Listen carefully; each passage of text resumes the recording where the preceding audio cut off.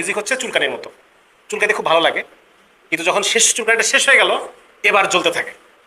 হ্যাঁ, মিউজিক হচ্ছে ওইটা। এবং মিউজিক ঠিক সে মানে মাদক ঠিক যেখানে হিট করে আমাদের ব্রেনের, যে যে ডোপামিন সার্কিটটাকে হিট করে, মিউজিক ওখানে হিট করে, ওই একই একই সার্কিটে কাজ করে। সুতরাং মিউজিক মানে মনে হতে পারে যে আমি একটু সাময়িক রিলিফ পাচ্ছি, কিন্তু আমি রিলিফ পাচ্ছি না, আমি আরো আমার নিজের যে ইমোশনাল ড্যামেজ আরো বেশি হচ্ছে।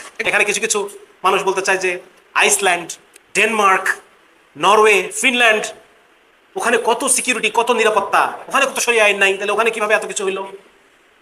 মানে মানুষের যখন মেরুদণ্ড থাকে না, you can stand for nothing, মেরুদণ্ড নাই, মানে মেরুদণ্ডহীন চিন্তা এবং মানে মূর্খতার কত মানে শেষ পর্যায়ে চলে গেলে এই ধরনের চিন্তা ভাবনাগুলো করা যায় আসলে। কারণ হচ্ছে এদের এদের দেশে রেপ রেট অনেক হাই।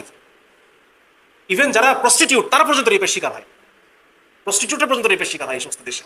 মানে হয়েছে কি, যেই প্যারামিটারগুলো ধরলে তাদের দেশগুলো অনিরাপদ হিসেবে প্রতিষ্ঠিত হয়, ওই প্যারামিটারগুলো বাদ দিয়ে দেয়। আমি বুঝতে পারছি। 2 নম্বর হচ্ছে প্রত্যেকটা দেশ এরা কলোনিয়াল পাওয়ার, উপরিবেশী রাষ্ট্র, পৃথিবীর কোনো না কোনো দেশকে চুষে সম্পদ চুরি করে ডাকাতি করে এরা নিজের দেশকে উন্নত করছে। যার কারণে আজকে পশ্চিমা দুনিয়া যে আধুনিকতার গল্প আমাদেরকে শোনায়, এটা উন্নত সভ্যতার গল্প শোনায়, এই সভ্যতার পিছনে একটা অসভ্যতার গল্প আছে।